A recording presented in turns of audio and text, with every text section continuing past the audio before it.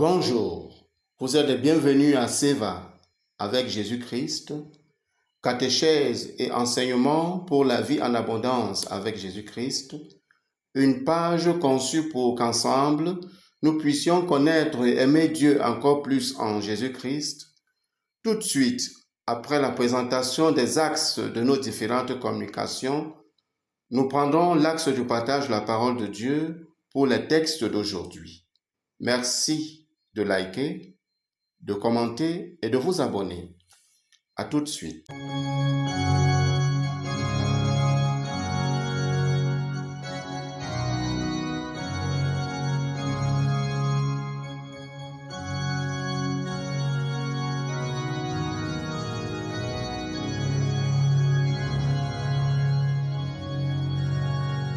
Au nom du Père et du Fils et du Saint-Esprit, Amen.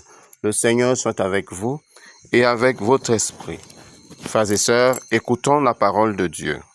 Première lecture. Vous avez tué le prince de la vie, lui que Dieu a ressuscité d'entre les morts. Lecture du livre des Actes des Apôtres, au chapitre 3, du verset 11 à 26. En ces jours-là, l'infirme que Pierre et Jean venaient de guérir ne les lâchait plus. Tout le peuple accourut vers eux au portique dit de Salomon. Les gens étaient stupéfaits. Voyant cela, Pierre interpella le peuple. Hommes d'Israël, pourquoi vous étonnez? Pourquoi fixer les yeux sur nous, comme si c'était en vertu de notre puissance personnelle ou de notre piété que nous lui avons donné de marcher? Le Dieu d'Abraham, d'Isaac et de Jacob, le Dieu de nos pères, a glorifié son serviteur Jésus, alors que vous l'aviez livré. Vous l'aviez renié en présence de Pilate qui était décidé à le relâcher. Vous avez renié le saint et le juste et avez demandé qu'on vous accorde la grâce d'un meurtrier. Vous avez tué le prince de la vie, lui que Dieu a ressuscité d'entre les morts. Nous en sommes témoins. Tout repose sur la foi dans le nom de Jésus-Christ. C'est ce nom lui-même qui vient d'affermir cet homme que vous regardez et connaissez. Oui, la foi qui vient par Jésus l'a rétabli dans son intégrité physique, en votre présence à tous. D'ailleurs, frères, je sais bien que vous avez agi dans l'ignorance, et vous et vos chefs. Mais Dieu a ainsi accompli ce qu'il avait d'avance annoncé par la bouche de tous les prophètes, que le Christ, son Messie, souffrirait. Convertissez-vous et tournez-vous vers Dieu pour que vos péchés soient effacés. Ainsi viendront les temps de la fraîcheur de la part du Seigneur, et il enverra le Christ Jésus qui vous est destiné. Il faut en effet que le ciel l'accueille jusqu'à l'époque où tout sera rétabli, comme Dieu l'avait dit par la bouche des saints, ceux d'autrefois, ses prophètes. Moïse a déclaré, « Le Seigneur votre Dieu suscitera pour vous, du milieu de vos frères, un prophète comme moi. Vous l'écouterez en tout ce qu'il vous dira. Quiconque n'écoutera pas ce prophète sera retranché du peuple. » Ensuite, tous les prophètes qui ont parlé depuis Samuel et ses successeurs, aussi nombreux furent-ils, ont annoncé les jours où nous sommes. C'est vous qui êtes les fils des prophètes et de l'alliance que Dieu a conclue avec vos pères. Quand il disait à Abraham, « Et en ta descendance seront bénies toutes les familles de la terre. » C'est pour vous d'abord que Dieu a suscité son serviteur, et il l'a envoyé vous bénir, pourvu que chacun de vous se détourne de sa méchanceté. Parole du Seigneur. Nous rendons grâce à Dieu. Ô Seigneur notre Dieu, qu'il est grand ton nom par toute la terre. À voir ton ciel, ouvrage de tes doigts, la lune et les étoiles que tu fixas. Qu'est-ce que l'homme pour que tu penses à lui, le fils d'un homme que tu en prennes souci? Ô Seigneur notre Dieu, qu'il est grand ton nom par toute la terre. Tu l'as voulu un peu moindre qu'un Dieu, le couronnant de gloire et d'honneur. Tu l'établis sur les œuvres de tes mains. Tu mets toutes choses à ses pieds. Ô Seigneur notre Dieu, qu'il est grand ton nom par toute la terre.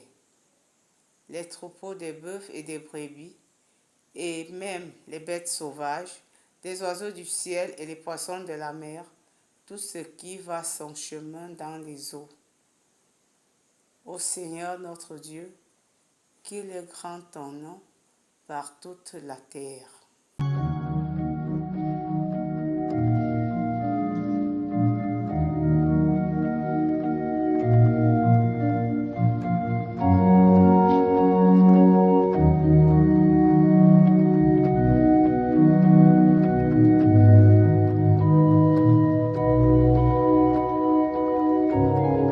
Le Seigneur soit avec vous et avec votre esprit. Évangile de Jésus-Christ selon saint Luc. Gloire à toi, Seigneur. En ce temps-là, les disciples qui rentraient d'Emmaüs racontaient aux 11 apôtres et à leurs compagnons ce qui s'était passé sur la route et comment le Seigneur s'était fait reconnaître par eux à la fraction du pain. Comme ils en parlaient encore, lui-même fut présent au milieu d'eux et leur dit, « La paix soit avec vous. » Saisis de frayeur et de crainte, ils croyaient voir un esprit. Jésus leur dit, « Pourquoi êtes-vous bouleversés et pourquoi ces pensées qui surgissent dans votre cœur? Voyez mes mains et mes pieds, c'est bien moi. Touchez-moi, regardez, un esprit n'a pas de chair ni d'os comme vous constatez que j'en ai. » Après cette parole, il leur montra ses mains et ses pieds. Dans leur joie, ils n'osaient pas encore y croire et restaient saisis d'étonnement. Jésus leur dit, « Avez-vous ici quelque chose à manger? » Ils lui présentèrent une part de poisson grillé, qu'il prit et mangea devant eux. Puis il leur déclara, « Voici les paroles que je vous ai dites quand j'étais encore avec vous. Il faut que s'accomplisse tout ce qui a été écrit à mon sujet dans la loi de Moïse, les prophètes et les psaumes. » Alors il ouvrit leur intelligence à la compréhension des Écritures.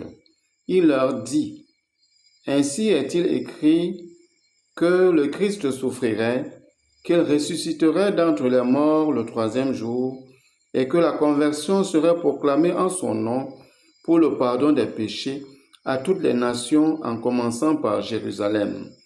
À vous d'en être les témoins. » Acclamons la parole de Dieu. Louange à toi, Seigneur Jésus. Frères et sœurs bien-aimés, loué soit Jésus-Christ.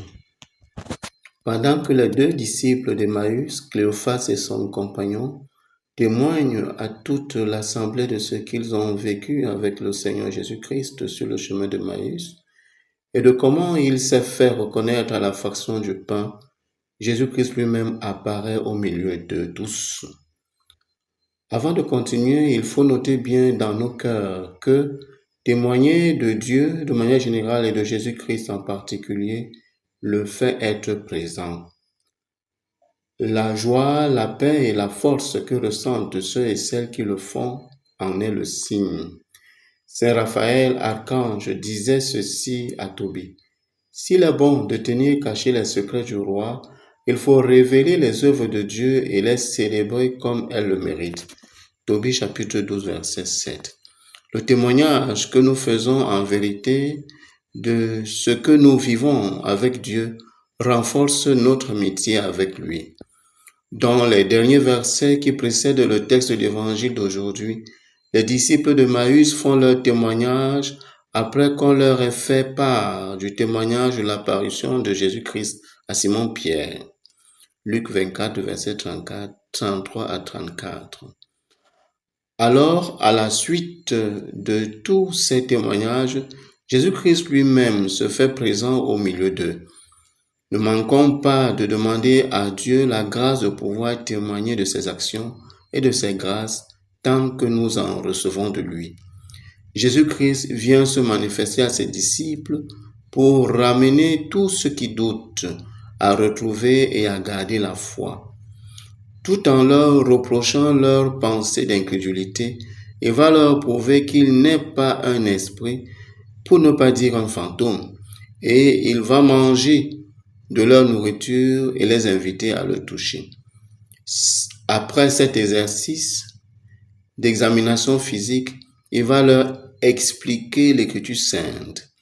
Les preuves matérielles et la Sainte Écriture suffisent pour persévérer dans la foi en Jésus-Christ ressuscité. Sa vie est accomplissement des prophéties le concernant dans les paroles de Moïse, des prophètes et des psaumes. Il ne se contente pas de leur expliquer cela, il ouvre leur intelligence à la compréhension de l'Écriture sainte. Confère Luc 24, verset 45. Ceci est une grâce que nous devons rechercher, demander au Seigneur dans nos prières et cultiver dans nos vies par un exercice spirituel récurrent. Appeler l'Esprit Saint et demander son aide avant chaque exercice de médiation de la parole de Dieu. Il nous aidera à acquérir le vrai sens de l'Écriture. Et en fin de compte, le Seigneur Jésus-Christ va confier une mission, un travail à ses disciples. C'est d'être les témoins de son histoire, de sa vie, de ses actions et de ses paroles, du projet de Dieu pour toute l'humanité, pour tout le monde. Ce témoignage ne peut être reçu sans être vécu. Vivre ce témoignage, c'est aller à la rencontre du Christ et témoigner à notre tour pour que d'autres aussi le reçoivent dans leur vie. Seigneur Jésus-Christ, tu nous montres la force des témoignages et tu renforces notre foi pour que nous soyons tes témoins à travers le monde, pour que l'humanité soit sauvée. Aide-nous à développer une bonne relation avec toi, afin que notre témoignage soit authentique et atteigne les cœurs. Amen. Dans la première lecture, Pierre et Jean exhortent la foule à la repentance pour leur attitude vis-à-vis de Jésus-Christ de Nazareth et à la foi en lui, le fils de David dont l'Écriture a tant parlé. Puissions-nous avoir la grâce d'une véritable repentance dans nos vies pour une meilleure communion avec Dieu. Prions avec Marie. Sainte Vierge Marie, bienheureuse Mère de Dieu, Mère des hommes, Maman, prie pour nous afin que nous sachions témoigner de Jésus-Christ ton Fils et de son message. Amen. Loué soit Jésus-Christ. Le Seigneur soit avec vous et avec votre esprit. Que Dieu Tout-Puissant et Miséricordieux vous garde et vous bénisse, le Père, le Fils et le Saint-Esprit. Amen. Allez dans la paix du Christ. Nous rendons grâce à Dieu. Ayons une pensée pour nos défunts. Accorde-leur, Seigneur, le repos éternel, et que la lumière sans fin brille sur elles, et qu'elles reposent en paix. Amen. Accorde-leur le repos éternel, que la lumière sans fin brille sur elles, et qu'elles reposent en paix. Amen. Accorde-leur, Seigneur, le repos éternel, que la lumière sans fin brille sur elles, et qu'elles reposent en paix. Amen. Bonne journée.